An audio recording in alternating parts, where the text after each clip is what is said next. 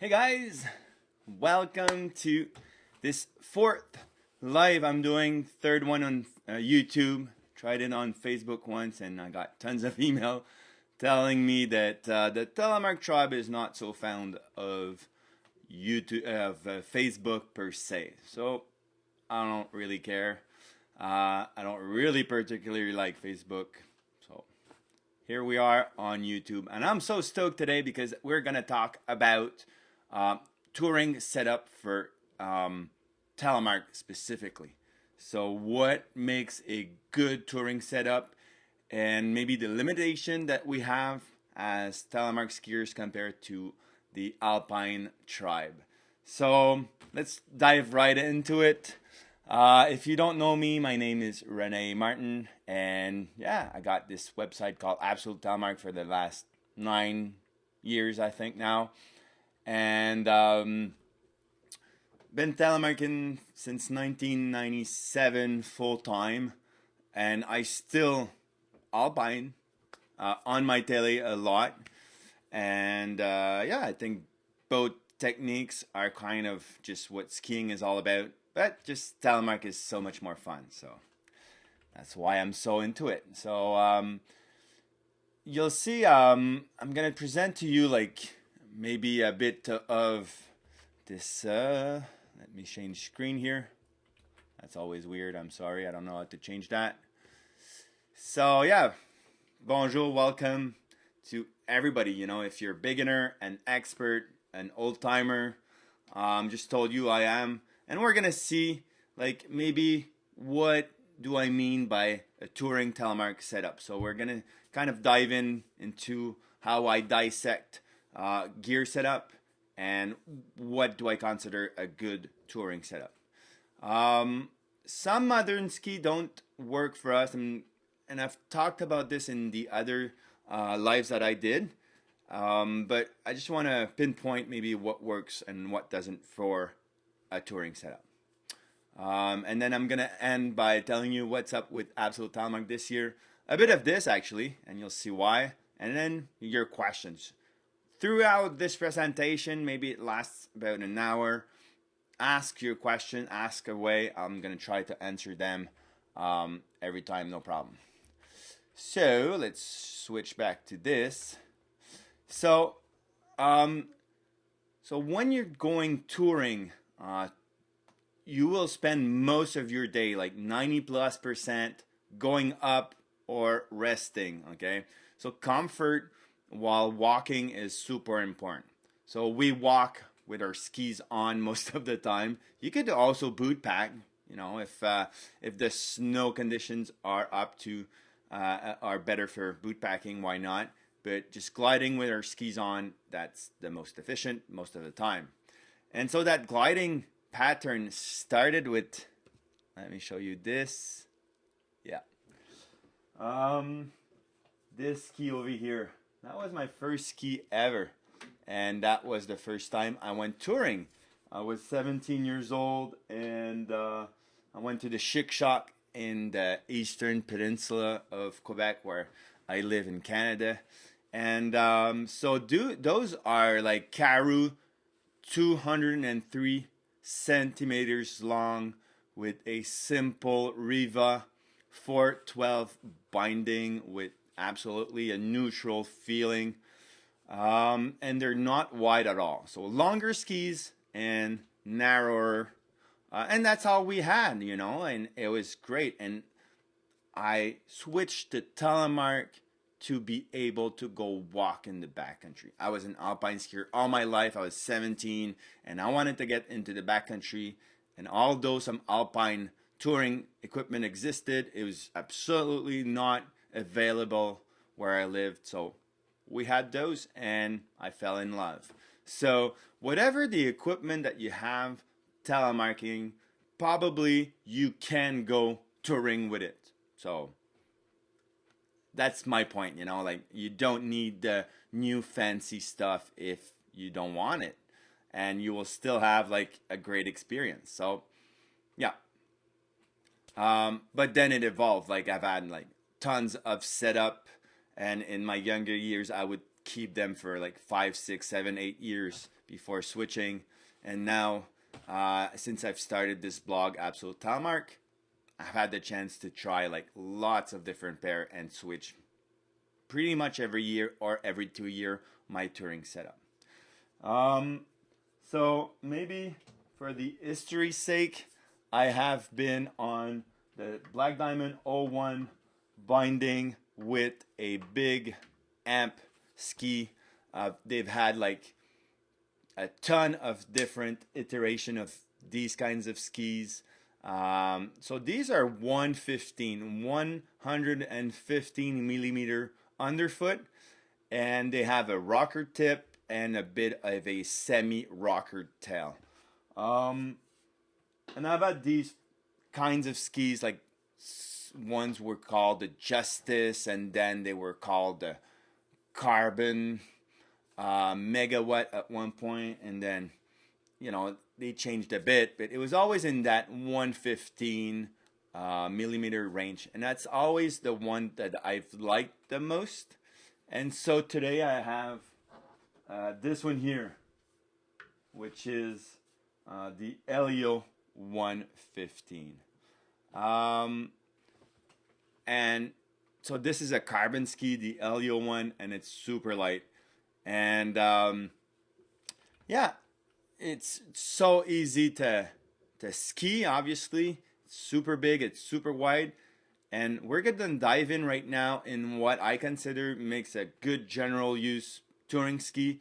And maybe like these are not going to be your typical first choice. And I'm going to explain why I have these instead of what most people have.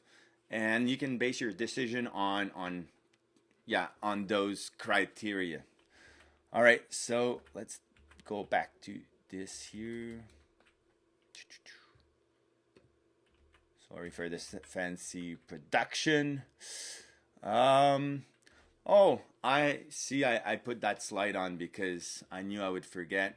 So last week I started a Patreon page. Patreon is a way for the Telemark community to support me if you choose so. If ever I've helped you in any way, you can go to patreon.com/absolute telemark and become a Patreon and support this channel to create this kind of content that obviously is free, and I'm super glad to do for you guys.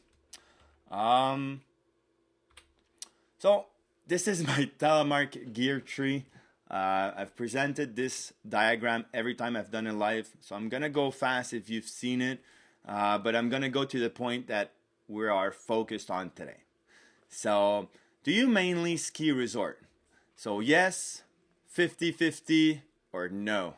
So if you mainly ski resort, you're gonna need a resort ski. If you ski 50% in the resort and 50% in the backcountry, you're gonna need an all-mountain setup or 2 pairs of skis. And if you don't ski in the resort, then do you earn your turns most of the time? Meaning, do you hike up for your turns? Yes or no? If you are not skiing in the resort and you're not earning your turns, what are you doing? So I'm maybe suggesting that you're heli skiing, or maybe you're couch surfing. I don't know. But most people will say yes. And then, do you ski on slope greater than 25 degrees? So this is just a subjective number. 25 degrees in powder is very slow. So I would say that 28 to 30 degrees is just fun going down and making a few turns. And greater than 35 degrees is maybe just the perfect run with fun speed. And yeah, you can really enjoy the powder.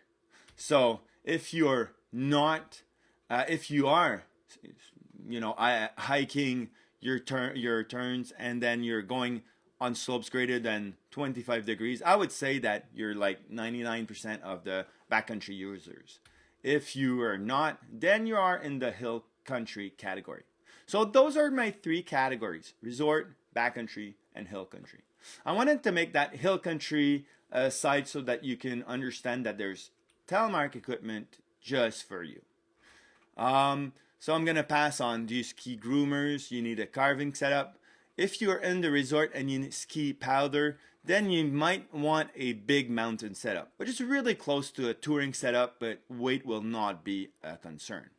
And then maybe you're gonna end up adding 1,500 meter vertical every day, so which is about 5,000 feet.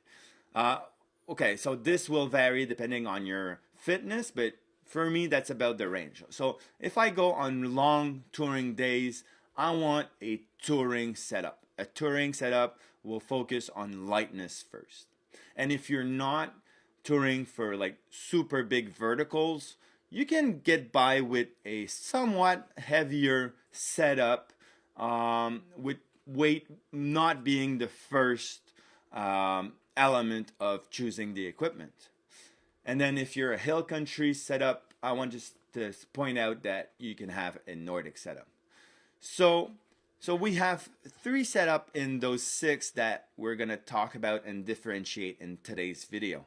So big mountain setup, touring setup, or free ride setup. And they're kind of all the same, but with some differences or some elements that you need to prioritize when you're choosing your gear. And then I'm gonna give you my touring setup, which is my favorite, and what I've tried and what I liked, what I didn't like. All right. So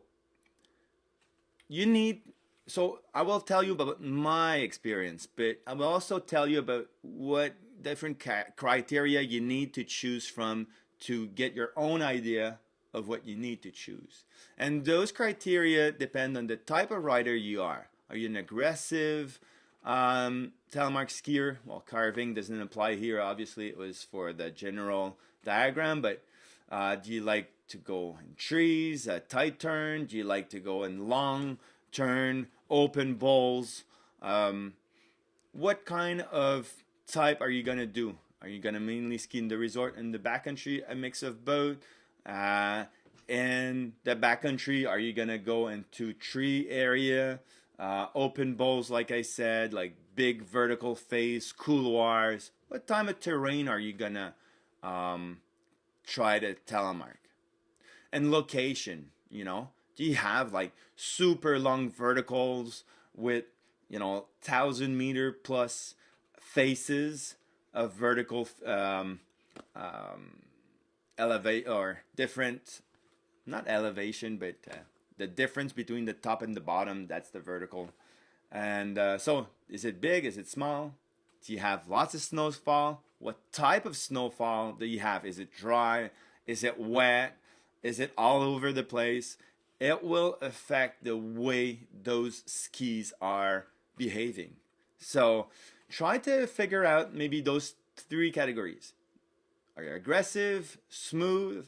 What kind of terrain do you want to ski? Forested, open bowls, couloirs, jumping off cliffs, and then what kind of mountain do you have? Big, small, snow types, and so on.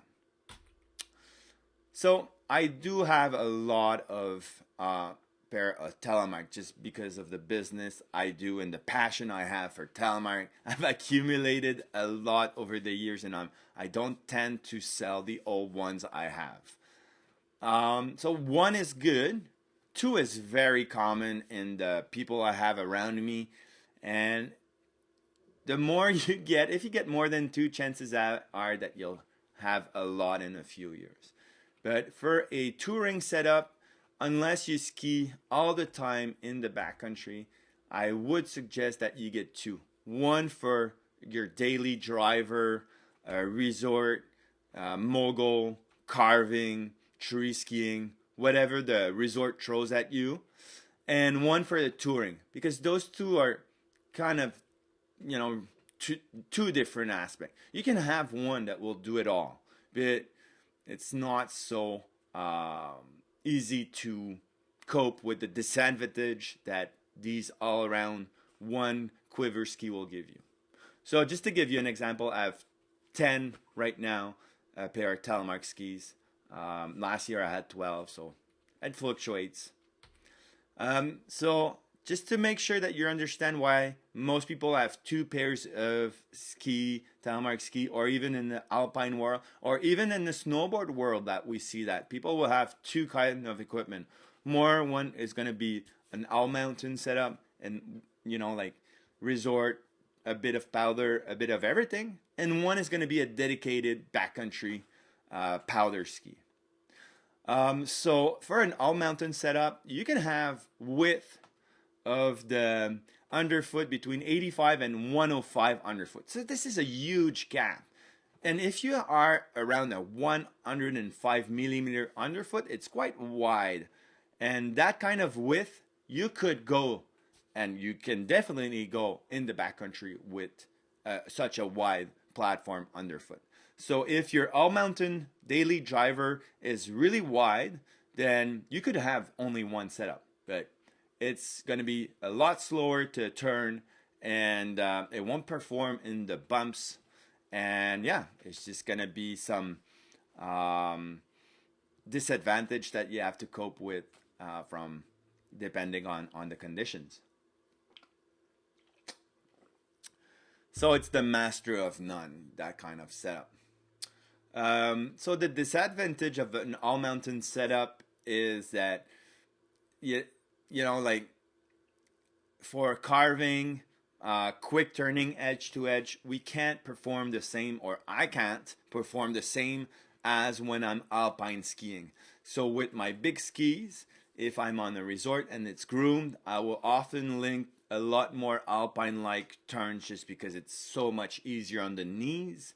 And yeah, the pressure is so much easier to carve those big skis when you're centered on the center of the ski. So, you know, just think about that. If you have a quick, nimble ski, it's going to make your life a lot easier on the resort.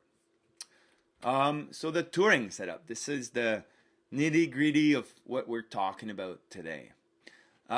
So this kind of backcountry setup is for skiers that have lots of vertical. So I was saying more than 1,500 meters, but maybe the average would be about 1,200 meters, so 4,000 feet vertical in a day. If you're around those numbers, you would need to consider the advantages of a dedicated touring setup. It will change your life. Let me see if I have some questions. I think it's here. Not yet. All right.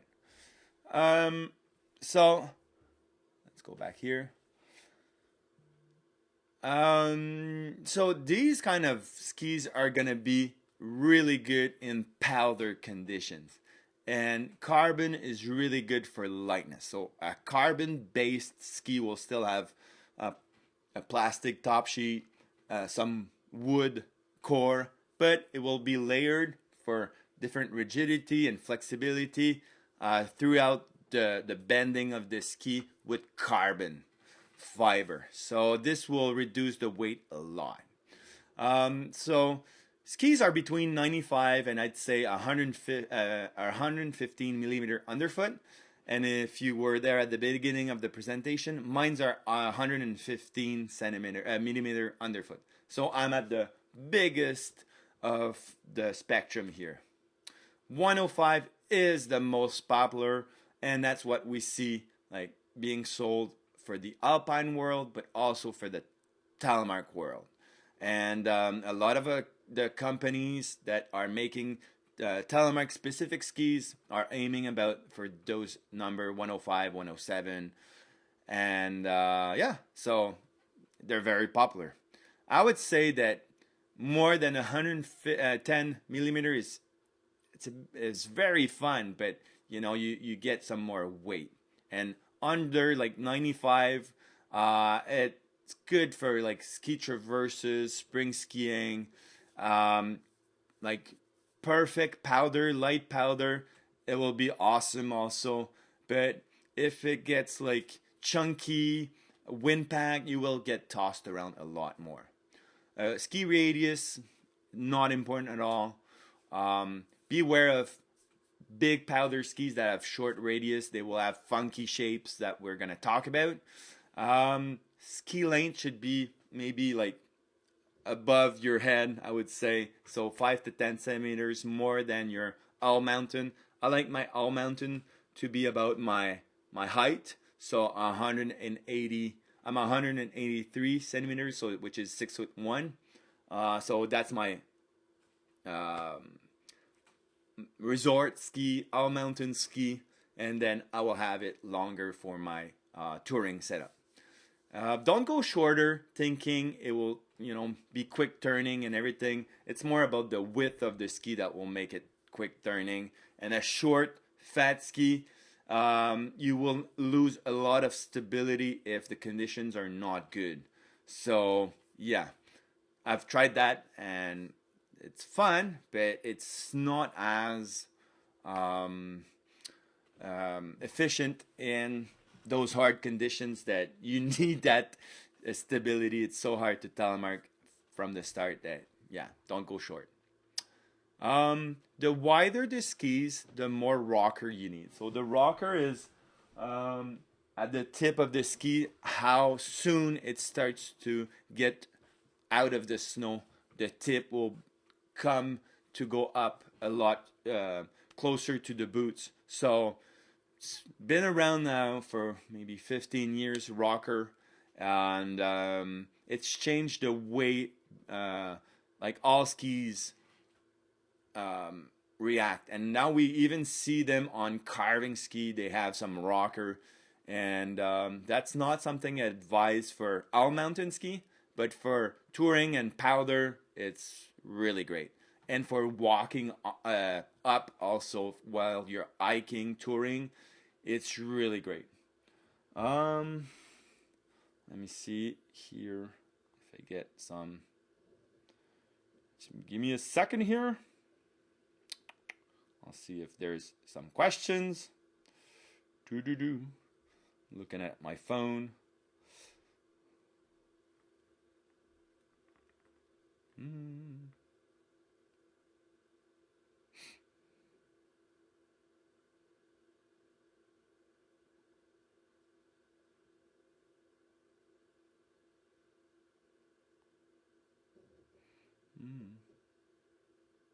Well, can't find any. All right. So binding, and that's something that has changed a lot, is go TTS. All right. Or if you want really to stay on 75 millimeter, I think the best option is the Voiley switchback, which are light and they have a pretty decent range of movement when you're walking. Um, so no risers, obviously. And common boots, flex is very flexible. So 80 millimeter to 110. The wider the ski, the more I would recommend that you get some stiff boot. It will just drive those big ski better. I have a 130 flex, which are my crispy World Cup, Evo World Cup. I've had those model for maybe 8 years now, and I really dig them. Yeah, so it's a personal preference, but I would say most people will tend to have a more flexible boot. It will walk better. So these are compromises. All right. So should you change to NTN? If you haven't changed yet, be ready to have a hard time at first. And I always say that you have two reasons you should change to NTN. The first one is if you want to go touring, because TTS binding are such a big difference. And the other one is if you can't find any more of your Telemark gear that you're liking. I've had these 01 for so many years, and now they've discontinued. If you want to switch to an efficient touring setup, this is gonna change your world like crazy. All right, so let me show you why. I've shown this before, but it's such a big difference. All right, so this system with pins has been invented by Dynafit in the early 80s, and now the pattern is discontinued, or anybody can use this and make their own version of it.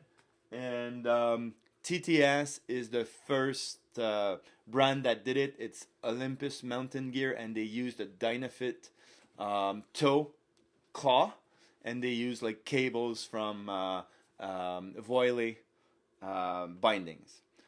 Olympus Mountain Gear, go check them out if you'd like. I have like an interview with the founder Mark on my podcast. It was really great talking to him and seeing the invention of these. This binding here is the Meidjo 3.0, and what it really allows you is that free movement of so this is to lock it into the walk mode, but this free movement that you have here is so easy and efficient to go up. You have no resistance and a lot of range of movement. Okay, so I'm gonna tell you, when I switched to this setup from my this setup here that I had for so many years with the O1, I would say that I went from 1,200 meter comfortably hiking up, and then my legs were done, to 2,000 vertical meters. Like, it was a huge difference, simply because of the efficiency of the touring of the tech system. So Telemark tech system is TTS, stands for TTS. And yeah, this is the reason I changed to NTN at first, because I was a diehard 75, and if you want to tour and make long days, it will really change. So those numbers, like 1,200 to 2,000 vertical meters, it always depends on the snow, the temperature, the groups that you're with, what kind of mountain you're climbing.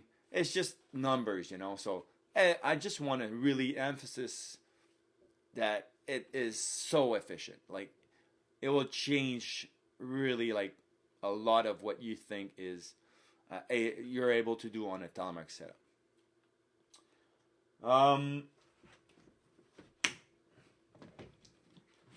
And just comparing here, if you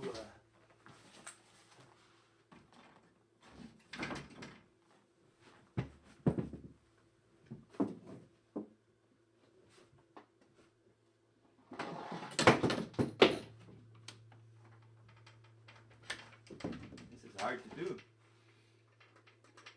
I don't want to break the studio. Alright, so I'm not going to put the boot in, but you can see that it really is limited, maybe like this. So it stops just after 45 degrees with the flexion of the bellows of the boot, the Telemark boot. You get a good stride, but you don't get the same free movement that you get just with the TTS. So if you want a dedicated Telemark touring setup, go for a TTS binding. My favorite ones are the Meidjo. Just a great overall binding, releasability. You can put brakes on. I don't like to put brakes on my touring skis. I don't like the brakes on the Meidjo at all, so no hiding there. I don't think they're strong enough. I always break them. But the rest of the system is really great. And it's the only system also that you have a dedicated, so here, a dedicated alpine heel that you can put. So my boots are compatible. And so with this, I can clip into the alpine mode. This is not something I do a lot, but it's just an option that I have if I'm guiding or if I'm tired or yeah, it's just nice safety to have. And what's great about this system is that it releases here on the side. This spring here adjusts the tension. So right here, let's see if it focuses. Focus.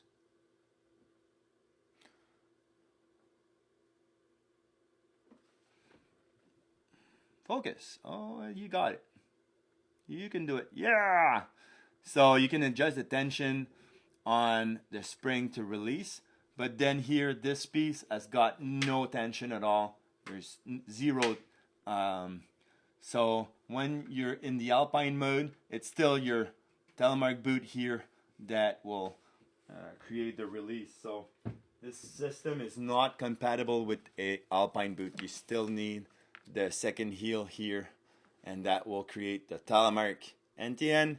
And then when you hook at the back, there's no tension here. It's just to hold you from going tipping over like that. So there's a release system if you go and fall forward or have too much weight forward, but they're still safe for your knees if you fall and have a lateral force to eject from the skis.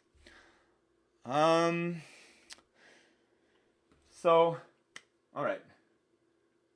So, weight of the setup. So also like the Meidjo here a lot lighter than this binding here. So weight of the entire setup is really important, and that's why I would say most people touring will go for a smaller flex boot, so something that flexes a lot than my here 130 here.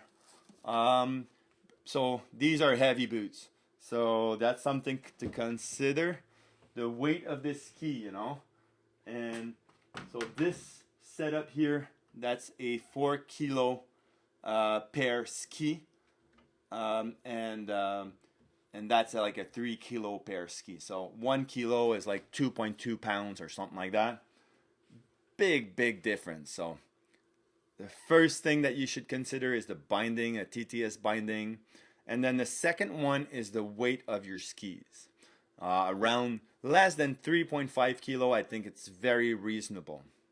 At the start, I said that you could get a free ride setup if you're not hiking for long touring days.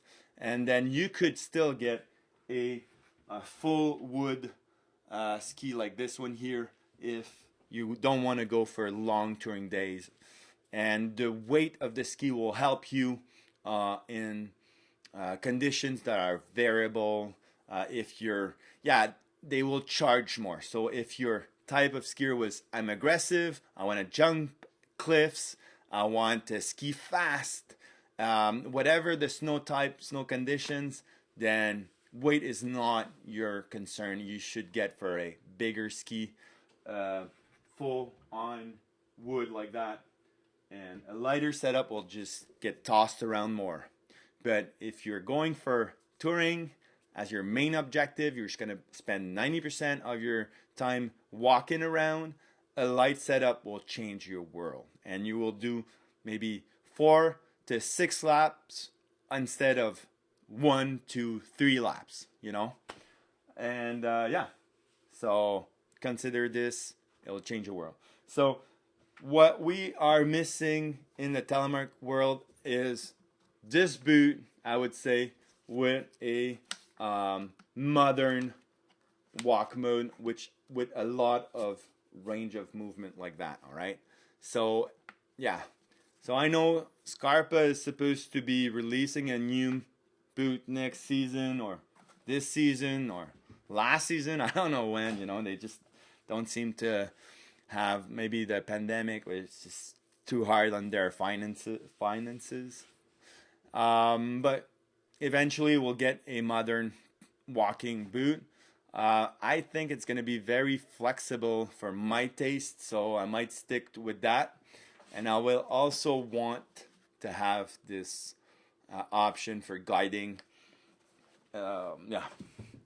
My boss is super comfortable with me going Telemark because I have this option. So I don't think I'll be able to change. But for most of you guys, when this new boot arrives, the Scarpa with greater walk mode, I would definitely try that. I think it's gonna be like game changing. All right, so let me show you this. All right, so I told you like my advantages for the Meidjo, but they're not the only one in the market, and all options are really good. Okay, all these options are good. So the Lynx by 22 Design, I've tried 2 seasons and I really like them. They're just no bells and whistles, simple, great Telemark touring option. They got a televector adjustment, so this is the place where it starts to more activeness or less activeness. It's kind of hard to describe. I should get lessons from Dusty on this.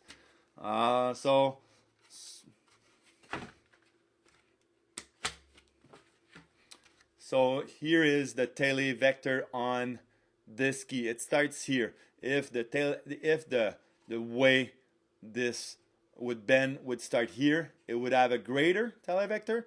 If it was starting from here, it would have a more neutral feel. So if you've ever tried to Telemark with just the pins engaged, you'd have like 0 televector, and it's quite impossible to do, you know. So you need to have some kind of tension building up, and the Lynx, what it does is have a pin that moves from different position, and that was invented with the hammerhead at first. What position are you? So it's still there. So that's great. The step-in works, and yeah. So what I don't like about the Lynx, not much. It's a really great binding. Do I think that it doesn't release, or it doesn't have a release factor like the Meidjo? Is it a big deal? Not so much, I think. But it's just have not as many options. So the ones I like the most is how much tension adjustment I can get on the Meidjo. I can get it to ski like crazy stiff or really, really smooth, which I can't do with the 22 Design. So I would think that it's just it will fit a lot more people. The fact that it releases is not like the number one factor, but like knee injuries is the number one injury in our sport, so why not, And then lastly is the option to have the Alpine Hill set. For me, it's really good. The step-in is better in the Meidjo, I found. Both tend to ice up, not at the same place. Both are easy to de-ice, so it's not a big concern. Yeah. There's the original TTS, really good. Good DIY project. You can choose from different options. The feeling is great, I've heard. I've never tried. I have a friend that has it, just never tried. And now we have the Voile TTS, which is super crazy light. Great feeling again, I heard. No release. I think the step-in is kind of a learning curve. And yeah, kind of somewhat cheap compared to the others. So I think those 4 options are definitely go-getters. You won't have any problems. They're good quality products, and I would recommend any of them. I just stick with Meidjo. I like the holy grail of all bindings, I'd say. The king of all binding, I wrote. So before I talk about Absolute Telemark, I want to keep going on. So I said that today would be on what a touring setup is. So I want to talk about just, you can have a regular pole. So this is a fixed length pole. I put some tape, hockey tape, on the shaft. It isolates my hand from the metal, and also it kind of adds some grip. So I really like that.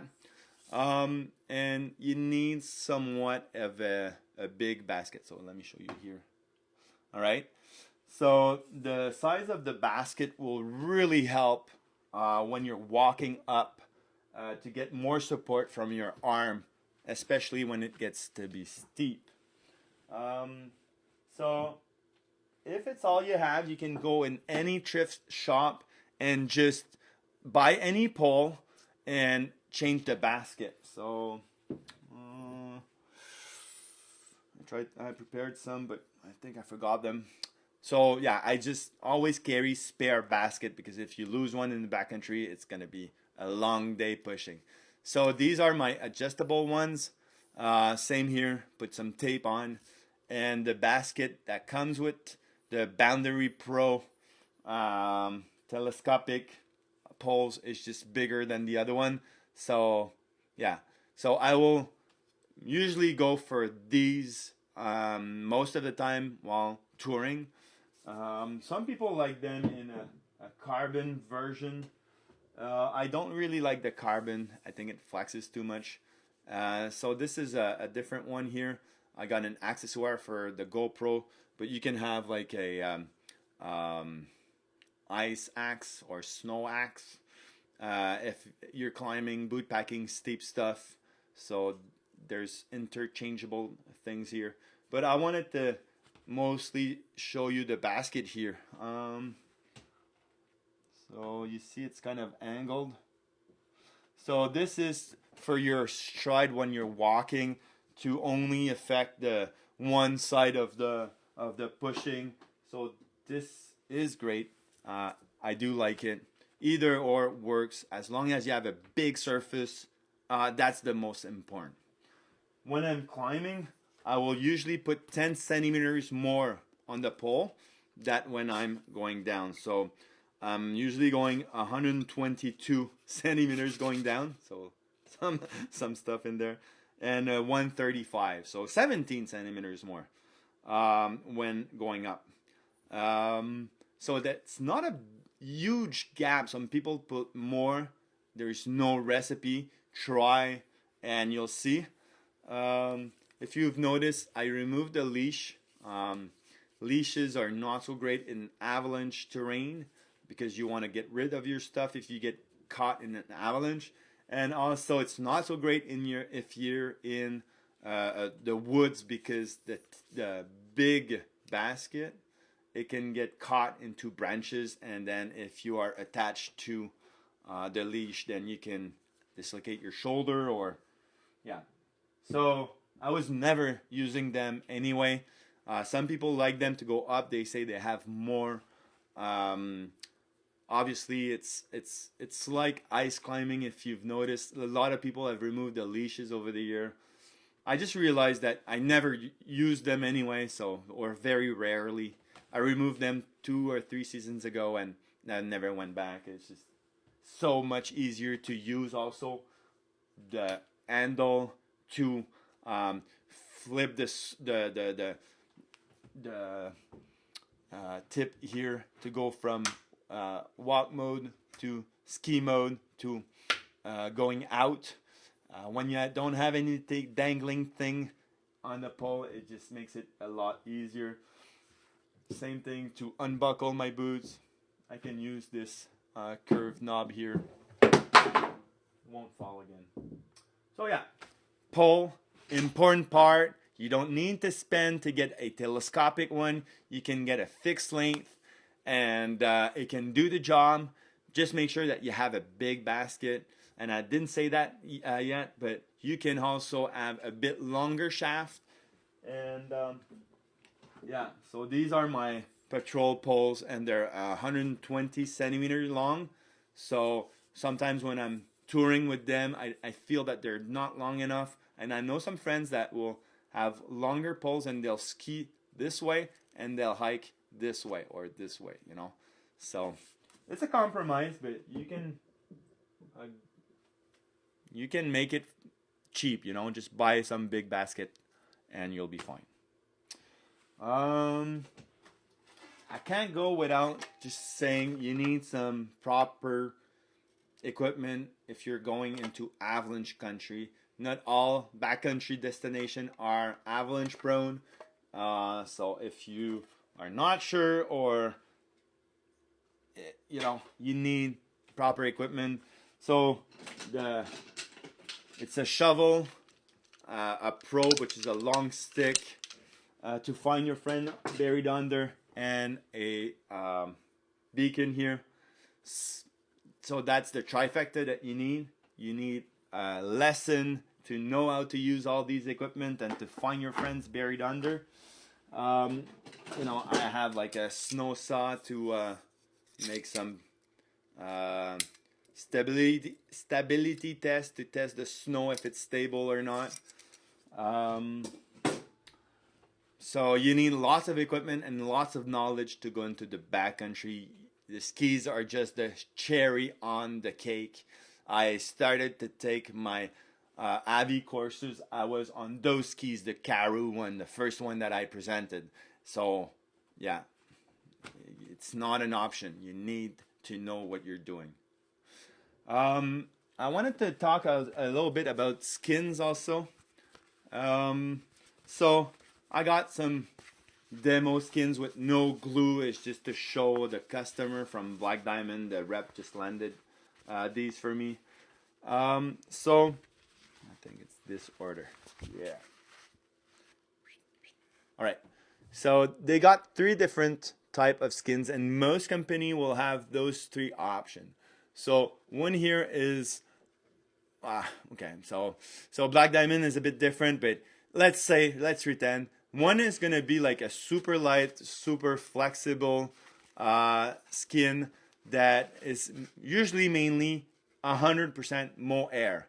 So mohair is a goat, and some goat skin will be applied here, and it glides a lot and it grips a bit less. A lot of companies will have like a mix, so 50% mohair, 50% nylon, so synthetic hair on the skin. And this is somewhat flexible, but not as much if you compare.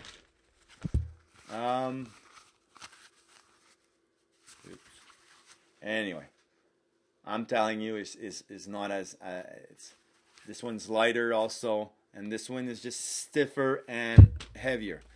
And then you get the third option, which is, I think, still the most popular. Maybe it's changed.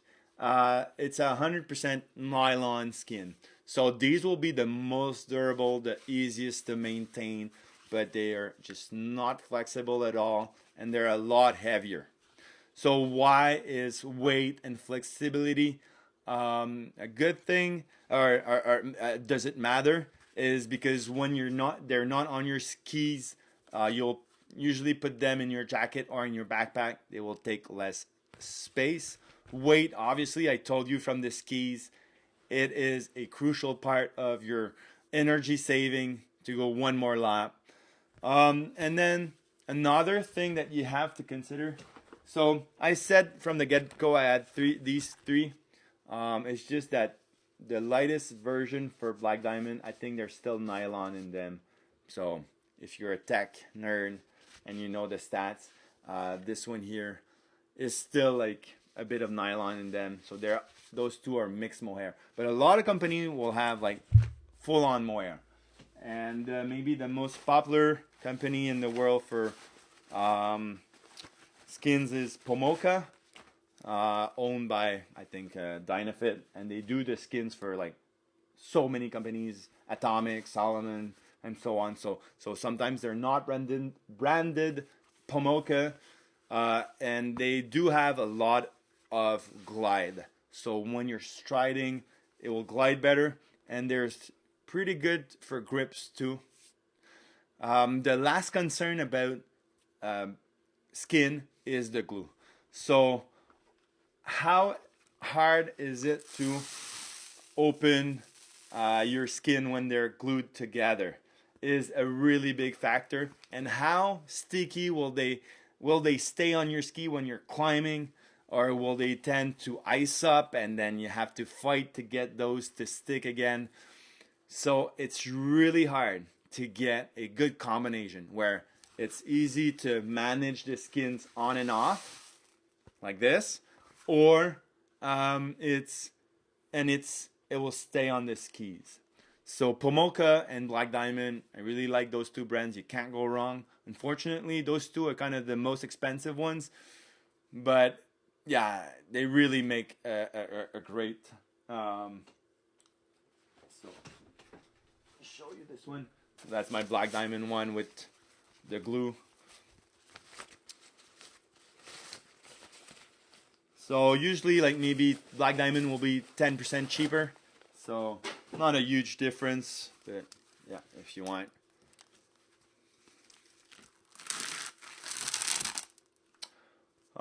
You'll notice I always fold my skin like this in a 3-fold. I think it's the best way to fold the skins. And yeah, oh, I had them right here. Usually I have one pair of skin per ski and never change it. When I sell the skis, I'll sell the skins with. It's just so much easier. Shovel, probe, and beacon, I told you. Oh, yeah. Before I go. Alright, so let's switch that. Like that. So, some skis. So these are alpine skis I bought from a friend for my kid. They have huge rocker tip and tail, okay?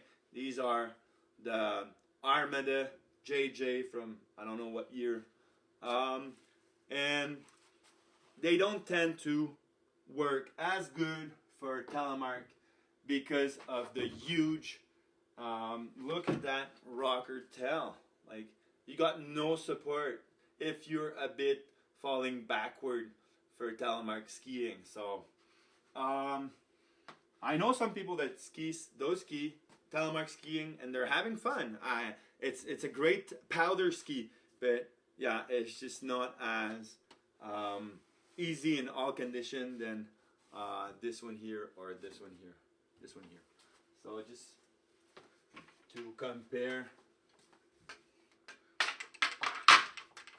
look at the tail rocker from the amp, BD amp. So there's still a bit of rocker, but it's drastically more, yeah, it's just so much difference, you know. So you have all this here to support you if you fall backwards. But they still have some rocker tip, but it's not as exaggerated as the Armada JJ.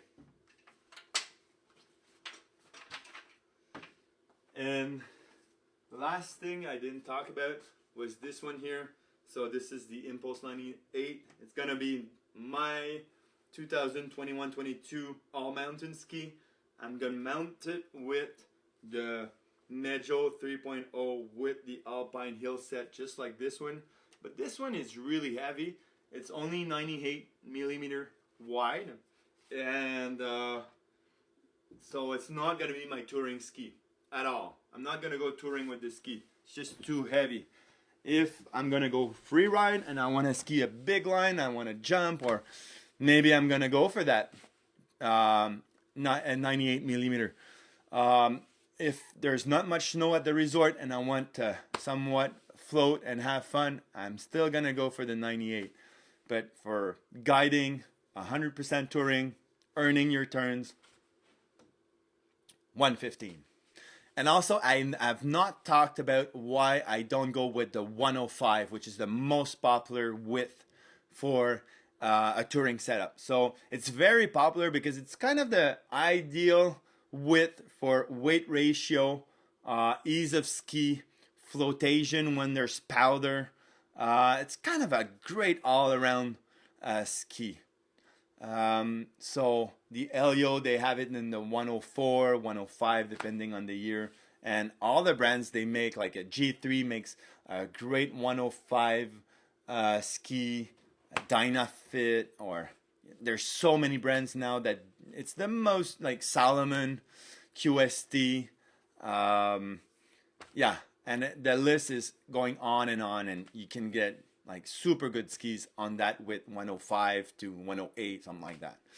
It's not my favorite just because, you know, when I'm going out, I want to get the most flotation, the most fun.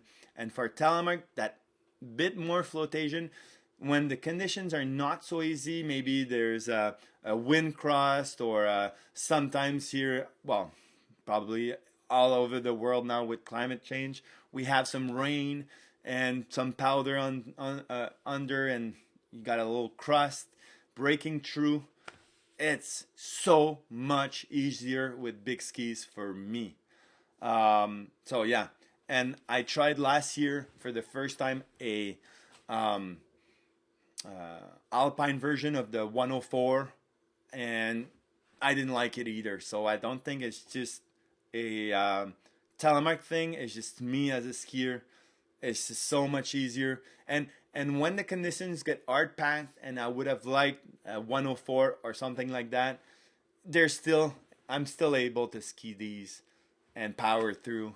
For me, it's not a big deal. I've done tons of big lines in the spring, cool wars, 50 plus degrees with these skis, which most people would not recommend you to do, but that's what I had, and I found the disadvantages of skiing big lines with big ski in the spring was not as much as having a narrower ski for the rest of the season. So that's my point of view, the way I go about it. I want you to know that it's not for lack of trying, and it's like, if most people find the 105 gap really good, there's also a reason. It's because it's easier, really a lot easier to turn quickly, and yeah, to rail those turns. So got a good buddy of mine. He's tried like fat skis like this, and he didn't like it. He went back to a 104, 105 range, and he's really happy in this category. So I'd say it's a personal choice. I would not advise going lower than 104, 105 millimeter underfoot. So yeah, that's pretty much it. All right, so Absolute Telemark, it's I created more than 3 hours of videos teaching you how to telemark. So if you want to learn the technique on how to telemark, I was listening to a Kobe Bryant documentary, and he was saying that in order to become the best basketball player, he focused on the basics, like dribbling, easy shots, nothing fancy. He would never practice, or very seldomly practice, like hard maneuvers and everything. It was always the basics, hours and hours. And I really think I've become a good telemark skier by teaching others how to begin or how to start telemark skiing. And it forced me to do those basic maneuvers over and over again. So you get that with my courses, and you get the whole progression all the way to expert. So whatever you want to learn, you can learn it. AbsoluteTelemark.com. The link is in the description below. You get 20% off with the code LIVE with that video. So you can check it out if you're interested. It's 100% money back guarantee. If you don't like it, I have had some refunds in 9 years, but mainly because of people not understanding the how to download or how to watch the video, not because of the quality of the video. So you're safe this way. I started a Patreon page. If you like free stuff like I'm doing today, you can support me with a Patreon donation every month. Link is in the description as well. And this way, if you like swag, like I got a nice hoodie like this. I got like caps and t-shirts and whatever you want. You can check it out. Links in the description a bit. So this is the business side of Absolute Telemark a bit. If you want to support the channel, if you want to learn the technique, that's what I'm here for. That's what I've lived by for the last 9 years in the winter. So I'm super stoked for another season. Now it'd be time for questions. Do you have questions? Hi, Frederick. Appelset. How long is your Elio ski? So mine are 185, 185. Is that it? Yeah, 185 centimeters. But take your height and go a bit over. So I'm 180 centimeters. 105 is a bit more than my height. That's my advice. MT ST Piper. Let's call you Piper, okay? Wow, from 1,200 to 2,000 meter. Would you say that toe binding is more important than the ski weight? It's hard to say because when I changed from a really light ski also. So it's a combination of both. So you really have the two skis that I've tried, you know. So it was not called the Elio, is the car called the Megawatt Carbon, I think, and it was 120 millimeters, so a bit wider than this one, and with the Meidjo. So yeah, hard to say if it is just the tech binding. I'd say it's a combination of both. I've said in the past that I think it's about 20 to 30% more efficient, just the tech, not the ski or anything. But if I had like a light ski with a heavy binding compared to a heavy ski with a tech binding, I would 100% go all the time, whatever the reason, with the tech binding, the TTS, the Meidjo, with a heavy ski compared to the opposite. So there you go. I hope it makes sense. So I'd say it's a lot more important, the tech binding for sure. Hi Shane, good morning. Horace, good evening from the Swiss Alps. Hey, awesome. BC, Canada here. Drew, I'm really happy with this Black Diamond nylon skin. Yeah, 5th or 6th season over them. Yeah, they're so durable. I have to agree on that. I could do a whole session on climbing skin for sure. I just released a video on how to cut skins. It's on another channel that I participate on. It's called gold.tv. Here's the website. That's the sticker here. So yeah, you can check it out if you want.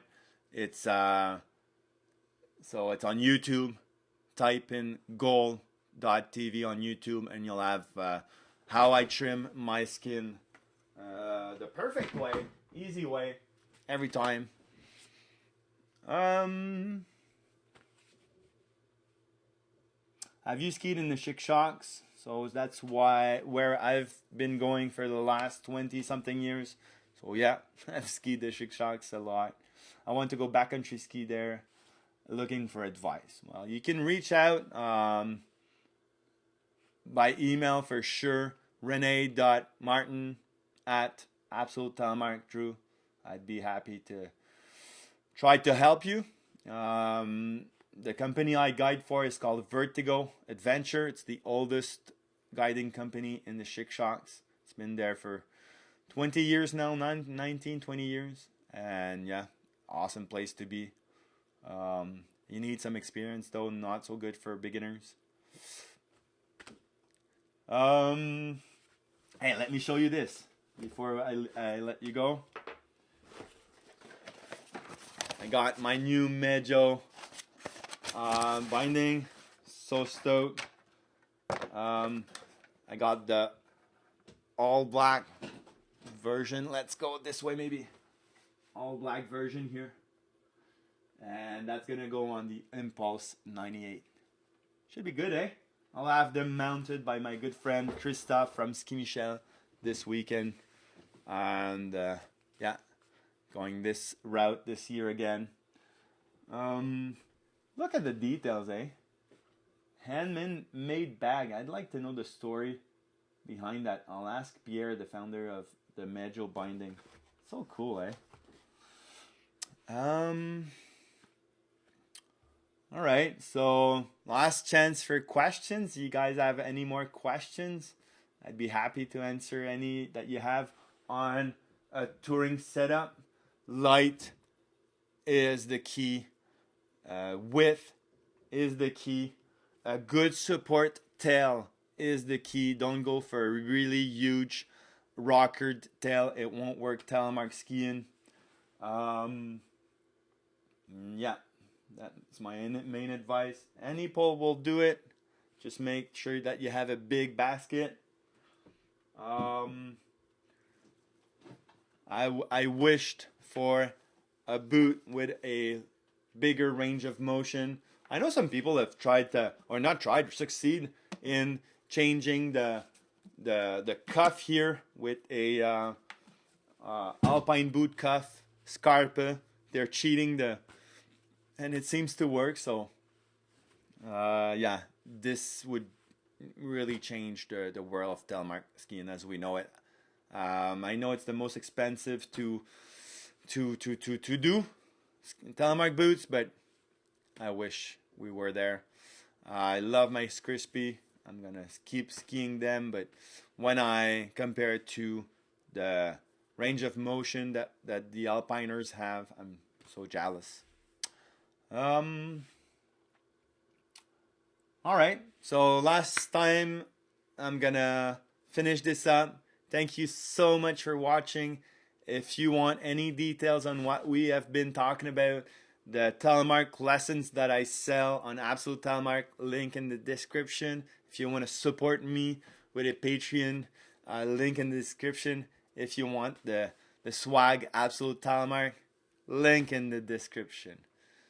Until next time, maybe next week, I hope. I'm trying to do this live session once a week. You can subscribe to the channel for